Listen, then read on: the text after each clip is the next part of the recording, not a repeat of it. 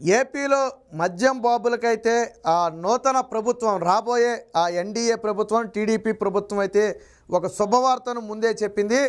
రాష్ట్రంలో మళ్ళీ పూర్వ వైభవం అంటే పాత మద్యం బ్రాండ్లను తీసుకురాబోతున్నారు.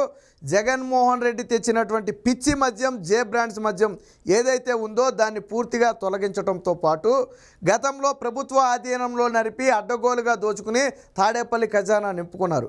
కానీ టీడీపీ హయాంలో మళ్ళీ పాత పద్ధతిలోనే టెండర్ల విధానంలో ఈ మద్యాన్ని అయితే మళ్ళీ ఇవ్వాలని చెప్పి చూస్తున్నారు. దీనికి సంబంధించి 3600 షాపులకు సంబంధించిన మద్యం టెండర్లను కూడా గత ప్రభుత్వం ఇచ్చినటువంటి మద్యం టెండర్లను కూడా మొత్తం రద్దు చేయాలని చెప్పి ఇప్పటికే ప్రభుత్వం ఒక నిర్ణయానికి అయితే వచ్చినట్టుగా తెలుస్తుంది. చంద్రబాబు గారు ప్రమాణ స్వీకారం చేసిన వెంటనే దీని మీద అయితే పూర్తి స్థాయి సమీక్ష అయితే చేస్తున్నారు. ఇక ఇదే సమయంలో ఈ కల్తీ మద్యాన్ని జే బ్రాండ్స్ని ఆంధ్రాలో అమ్మటానికి ఈ ధరలు పెరగడానికి కర్త కర్మ క్రియ అయినటువంటి బేవరేజెస్ కార్పొరేషన్ మాజీ ఎండి వాసుదేవరెడ్డి మీద ఇప్పటికే ఆ సిఐడి అధికారులు ఒక కేసు కూడా నమోదు చేయడం జరిగింది.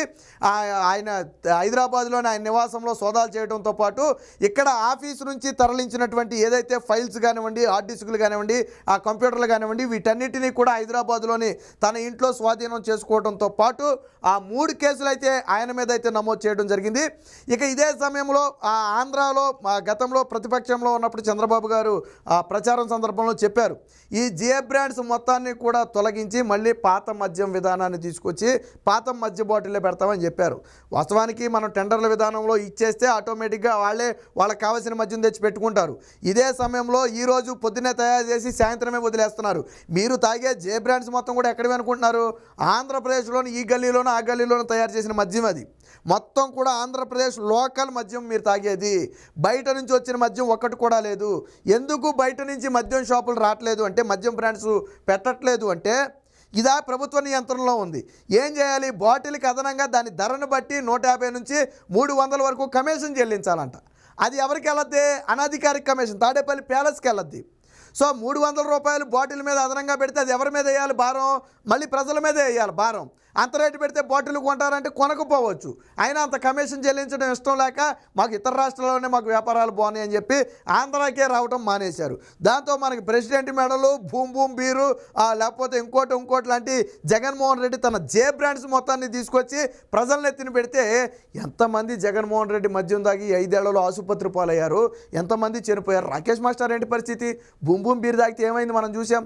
మీకు తెలిసిన డాక్టర్లు ఎవరైనా ఒకసారి మాట్లాడండి. ఈ కల్తీ మద్యం తాగటం వల్ల, ఆంధ్రప్రదేశ్ మద్యం తాగటం వల్ల పూర్తిగా అనారోగ్యాలు చెల్లిపోయి ఆసుపత్రి పాలవుతున్నారు. కేసు చూడగానే చెప్పేస్తున్నారంట మీరు ఆంధ్ర మద్యం తాగుతారా అని. అంత దారుణమైన పరిస్థితులు ఏపీలో ఉన్నాయి.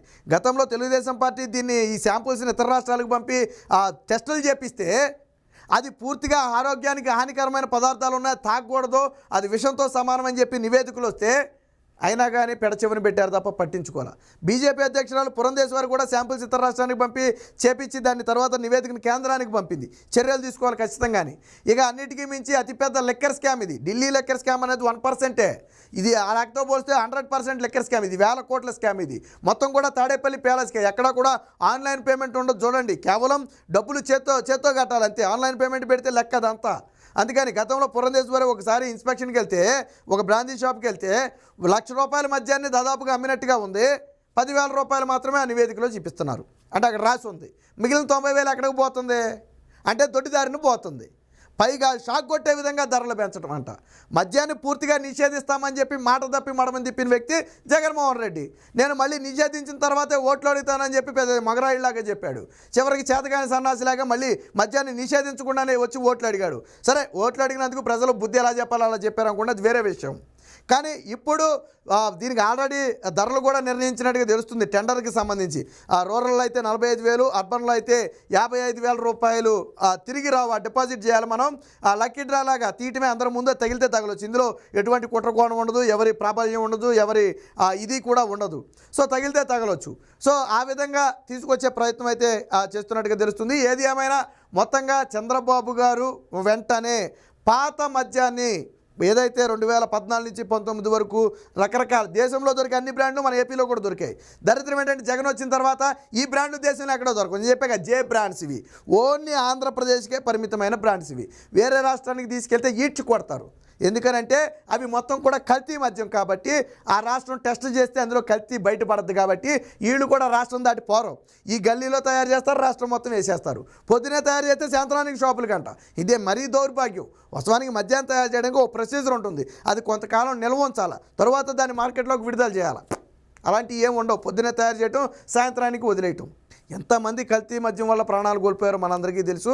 అలాగే ధరలు, జగన్మోహన్ రెడ్డి వచ్చిన తర్వాత రెండు, ఒకటి ప్రాణాలతో చెలగాటం ఒకటైతే, రెండు పేద ప్రజల జేబులు గుల్ల.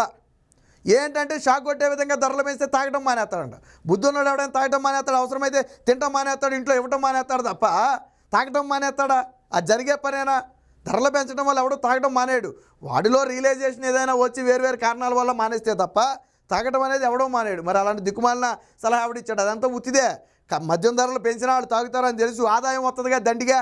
మనం జీవించేది రూపాయే కదా, 9 రూపాయలు తోసేయటమే కదా పక్కన తాడేపల్లి ప్యాలెస్కి. ఆ రకంగా చేశాడు. టీడీపీ 5 ఏళ్ల పాలనలో వచ్చిన మద్యం ఆదాయంతో పోలిస్తే జగన్మోహన్ రెడ్డి 2.5 ఏళ్ల పాలనలోనే అంత ఆదాయం వచ్చేసింది. అంటే మిగిలిన 2.5 ఏళ్ళలో ఇంకా ఎంత సంపాదించాడో ఆలోచించండి. మద్యం షాపుల టైమింగ్స్ పెంచేశాడు. అది ప్రభుత్వ ఆధీనంలో పెట్టిన తర్వాత వేరొకడు వెళ్ళటానికే లేకుండా పోయింది, ఒక కొత్త బ్రాండ్ రావడానికి లేకుండా పోయింది. ఇంత దారుణమైన పరిస్థితులు జగన్మోహన్ రెడ్డి పాలనలోకి వచ్చాయి. సో కాబట్టే ప్రజలందరూ కూడా ఈ జగన్మోహన్ రెడ్డిని తరిమేయడంలో మద్యం బాబుల పాత్ర కూడా ఉంది, మనం కాదని అక్కర్లా. ఎందుకంటే పాపం మద్యం షాపుల దగ్గరికి వెళ్ళినప్పుడు మీరు కొన్ని బైట్స్ ఉంటాయి చూడండి సోషల్ మీడియాలో, వాళ్ళు ఎంత ఆవేదన చెందుతారు. కానీ తప్పదు, తాగకుండా ఉండలేరు. తాగితే ప్రమాదం అని తెలుసు, కానీ తాగకుండా ఉండలేరు. రోజంతా కష్టపడినా వస్తే ఒక 500 వస్తే 400 తాగడానికే సరిపోయాయి. 100 రూపాయలు కూడా ఇంటికి వెళ్ళే పరిస్థితి లేదు, అయినా కానీ తప్పని పరిస్థితి. సో అలాంటి పరిస్థితులు ఉన్నాయి. కానీ ధరలు కూడా మళ్ళీ నార్మల్ స్టేజ్కి రాబోతున్నాయి. ఇతర రాష్ట్రాల్లో ఏ ధరలు అయితే ఉన్నాయో ఆంధ్రప్రదేశ్లో కూడా అదే ధరలు ఉంటాయి. గత ఇతర రాష్ట్రాల్లో ఏదైతే మద్యం బ్రాండ్లు ఉన్నాయో ఆంధ్రప్రదేశ్లో కూడా అవే దొరుకుతాయి. దీనికి సంబంధించి చంద్రబాబు గారు ఇప్పటికే పక్కా ప్రణాళికను కూడా సిద్ధం చేసినట్టుగా తెలుస్తుంది. ప్రమాణ స్వీకారం అయిన వెంటనే ఆయన తొలుతిగా ఈ నిర్ణయాన్ని తీసుకోబోతున్నట్టు తెలుస్తుంది. ఏది ఏమైనా ఆ మద్యం బాబులకు మాత్రం చంద్రబాబు గారు ఒక శుభవార్త చెప్పారని చెప్పొచ్చు. పాపం ఎప్పటివరకు బార్డర్స్లో ఆంధ్రప్రదేశ్ బార్డర్లో ఉన్న వాళ్ళందరూ కూడా అటు బెంగళూరు, అటు చెన్నైయో, లేకపోతే ఇటు ఖమ్మమో, ఇటు అసరావుపేటో, లేకపోతే ఇటు సత్తుపల్లిలో, ఎటో ఆ బార్డర్కి దగ్గరగా ఉన్న వాళ్ళందరూ కూడా పక్క రాష్ట్రాలకు వెళ్ళిపోయి మద్యాన్ని తెచ్చుకునేవాళ్ళు. లేదా ఆ బార్డర్ కొద్దిగా అటు ఇటు 10-20 కిలోమీటర్ల తేడాలో ఉన్నవాళ్ళు అయితే వెళ్ళి తాగేసి తాతీగా వచ్చేవాళ్ళు. ఎందుకంటే అంత దారుణమైన పరిస్థితులు ఆంధ్రప్రదేశ్లో ఉన్నాయి. ఇక తప్పని పేదల వంటి వాళ్ళు అంతా చేసేదే ఉంటుంది. ఇంకా దీని ధరలు భరించలేక కల్తీ సారాలు తాగి చాలామంది చనిపోయారు, నాటు సారాకి అలవాటు పడిపోయారు, ఈ డబ్బులు దీనికి చెల్లించలేక. సో అది కూడా ప్రజల ప్రాణాలకు హాని కలిగించింది. మద్యాన్ని నిషేధిస్తానని చెప్పి చేతగాక తర్వాత మద్యం బాబుల మీదే అప్పు పెట్టి తాకట్టు పెట్టి దాన్ని ఆదాయం తెచ్చినటువంటి దరిద్రమైనటువంటి ప్రభుత్వం ఆ వైసీపీ ప్రభుత్వం. సరే ఫలితం అనుభవించింది కాబట్టి ఇక దాని గురించి పెద్దగా మాట్లాడుకున్న ఉపయోగం ఉండదు అనుకోండి. ఏది ఏమైనా రాష్ట్రంలో మద్యం బాబులకు చంద్రబాబు గారు శుభవార్త చెప్పబోతున్నారు. నాణ్యమైన మద్యం, వాస్తవానికి మద్యం తాగడం తప్పే, కానీ కాదంటే అక్కడ నేను ఇందాకే చెప్పా, మనమేదో మద్యం తాగడం తప్పని చెప్పి హితబోధ చేసిన మద్యం బాటిల్ మీద హానికరమని రాసి ఉంటుంది, కానీ మానరు. కొన్నిటికి అడిక్ట్ అయిన తర్వాత మానలేరు. కాకపోతే దాన్ని ఒక పరిమితిలో తాగితే ఎటువంటి నష్టం ఉండదు, కానీ పరిమితికి మించితేనే ప్రమాదం. అదంతా ఇక ప్రజలు స్వచ్ఛందంగా తీసుకోవాల్సిన నిర్ణయం అనుకోండి. ఏది ఏమైనప్పటికీ రాష్ట్రంలో మద్యం బాబులకు టీడీపీ ప్రభుత్వం అయితే ఒక శుభవార్త చెబుతుంది. దీంతో ఆ మద్యం బాబులందరూ కూడా ఖుషి అయ్యే పరిస్థితి.